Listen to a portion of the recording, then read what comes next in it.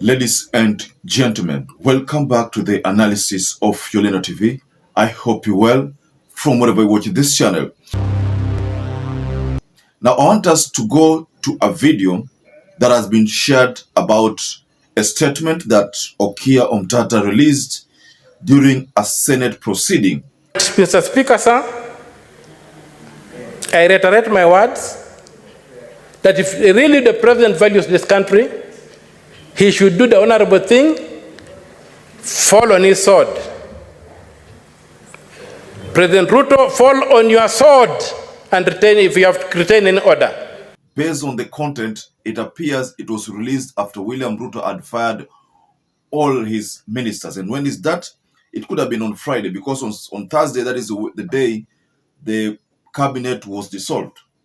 So on this video of Okiya Omtata is reminding William Ruto about Roman soldiers, how Roman soldiers treated the situation they found themselves in the moment they realized that they had been defeated. You know, if I may take it back to the history, BC there, before Christ, Roman empires, the Roman soldiers, it's alleged that the moment they realized that they could not fight anymore and that they were defeated, they fell on their swords. So what Okiya Omtata is trying to tell William Ruto here in very few words is that instead of just firing your cabinet, you should also fall on your sword.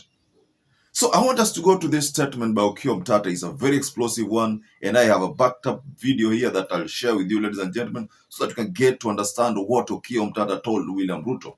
But before you do that, please like this video. It's so important.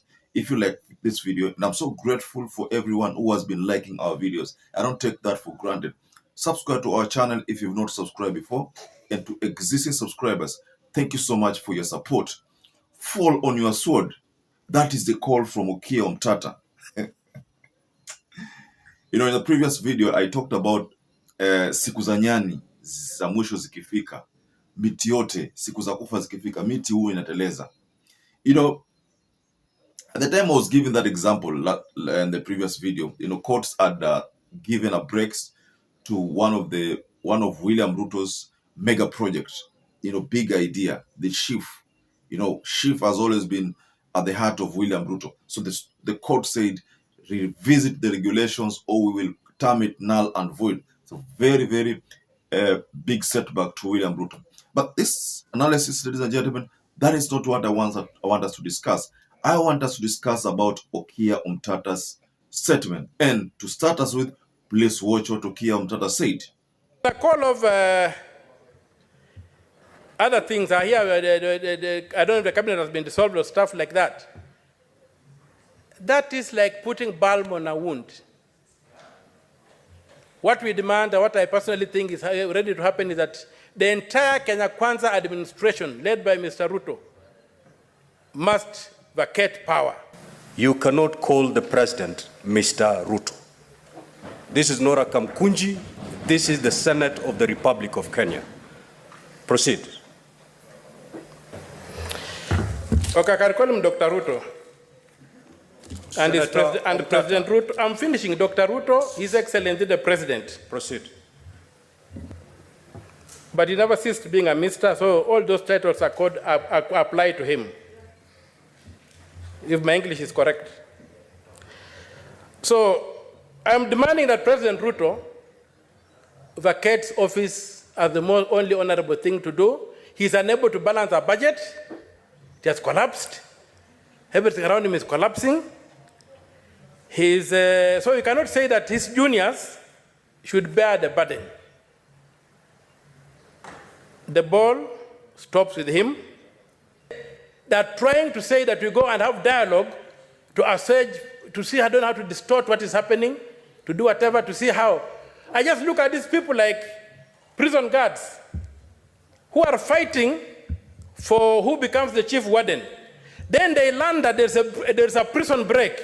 So they all forget about what they were fighting for. They say the first thing we must do is to ensure that this prison is not destroyed. Because their business is the prison. Their business is to keep the people in the prison.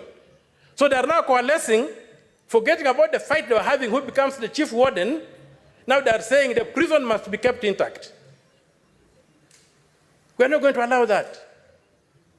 This country has moved. The government that has to govern this country must govern by law. And, Mr. Speaker, sir, I reiterate my words that if really the president values this country, he should do the honorable thing, fall on his sword. President Ruto, fall on your sword and retain, if you have to retain in order. But let me just ask you, ladies and gentlemen, is that the right thing for the country, for Ruto to fall on his sword? You know, he was given a sword during inauguration. That sword he carried. You remember during inauguration, because Okiya Omtata is one of those people who reacted to that inauguration because something bizarre happened. He was given a Bible, and then he was given a sword. I mean, he was given a constitution and a sword, but he decided to put down the constitution and carry the sword. Then Okiya Omtata interpreted that differently, that he was going to rule by the sword. So what Okiya Omtata is telling William Ruto, that if you think you have failed, because you've already dissolved your cabinet, the IG has now left. So if you feel you've failed, I mean, and then you consider yourself a failure, fall on your sword. But the question, ladies and gentlemen, to you, please, you can just go below the comment section and react. Is what Okiya Omtata telling William Ruto the solution? Is it the solution? Or is it just a one-sided solution that the GENZs are pushing for? Is that what the country wants right now, for William Ruto to fall on his sword? Of course, you know what I mean, is for him to resign. But that is what the youth are still maintaining. Ruto must go. But you see, maybe youths are saying so, just trying to push him, to make him make some very tough decisions like what he did, cabinet dissolution, going for this CSS, maybe trying to do the impossible things which other presidents have not done, you know, going for corrupt money, trying to make everyone accountable, governors accountable, trying to go to those people who used to portray total opulence. You know, maybe that is what the youth say. But, you know, for them to have the message passed vizuri, they have to talk about Ruto must go. You know, like the corrupt policemen, the rogue policemen who killed innocent demonstrators, youths. You have seen so many scenes, you know, videos, so many disturbing pictures. In fact, there was one of yesterday at Mukuru Kwanjenga.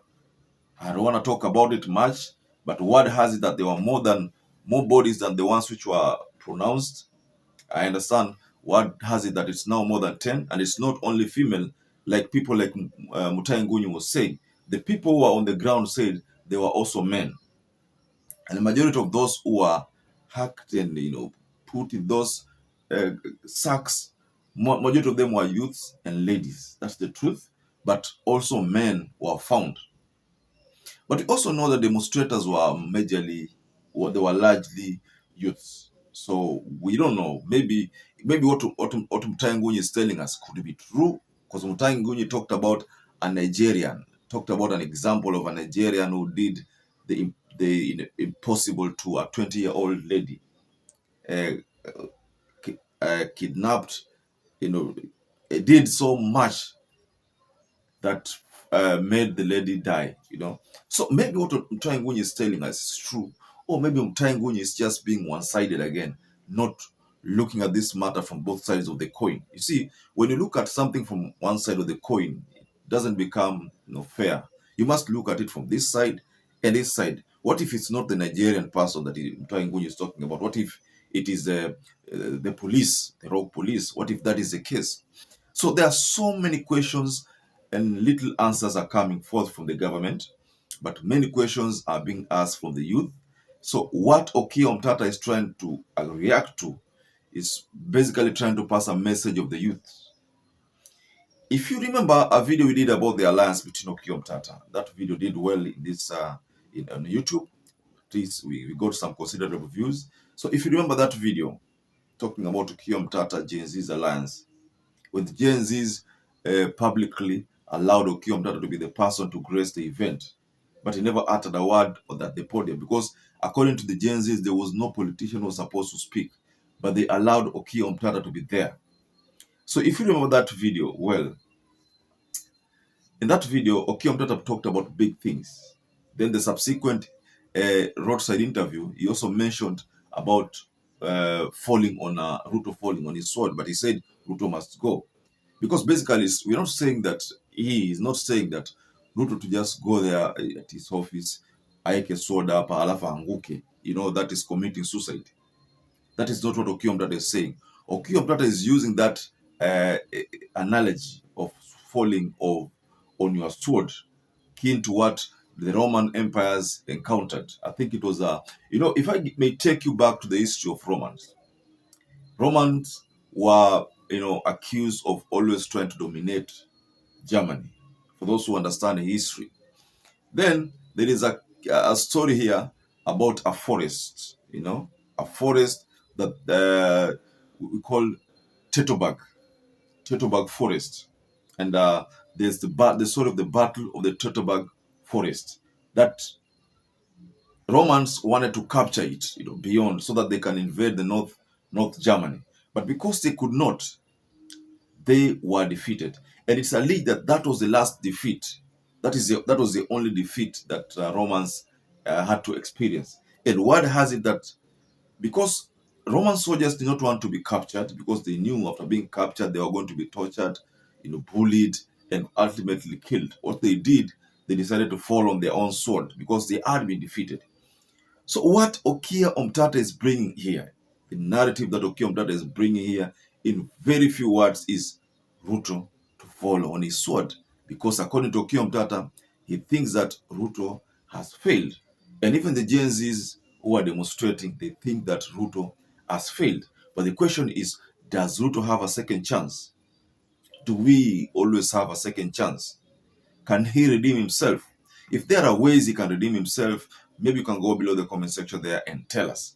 But I think one of the things that Ruto can do to redeem himself is to make sure that all the policemen who kidnapped, abducted, peaceful demonstrators, killed, all of them are brought to book. If Ruto does that, I believe he's going to be on the right side with the Kenyans. Of course, not all people will agree with him, because nobody currently seems to be agreeing with him, but at least he can have 50% of Kenyans agreeing with him if he does the impossible of bringing all the policemen to book, capturing all the rogue cabinet secretaries who have been fired, going after them, firing the permanent secretaries because they seems not to be delivering, firing, in fact, even in the state house, there are people who are considered to be rogue staffs in the state house.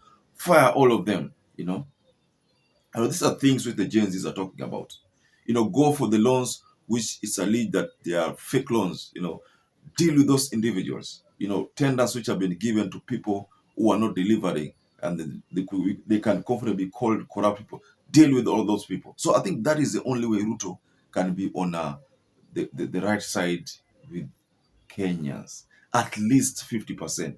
In fact, if you can go to an extent of dealing with the housing levy and just do away with it, I think Kenyans watampatia nafasi kidogo.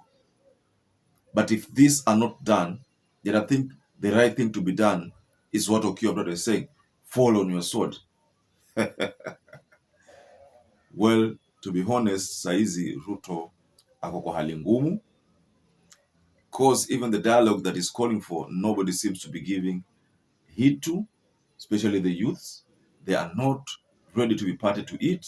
So that's why you find that Japhet Koome had to resign, just to pave way for such a dialogue to take place, because he has been accused immensely. So, ladies and gentlemen, I would like to rest my case here. What do you think about this statement from Okiya Omtata? Fall on your sword. Just go below the comment section and offer your reaction to it. So perhaps if you're watching this video and you've not subscribed, please take 1 second and subscribe, like this video. Until you catch up again, stay safe and stay blessed.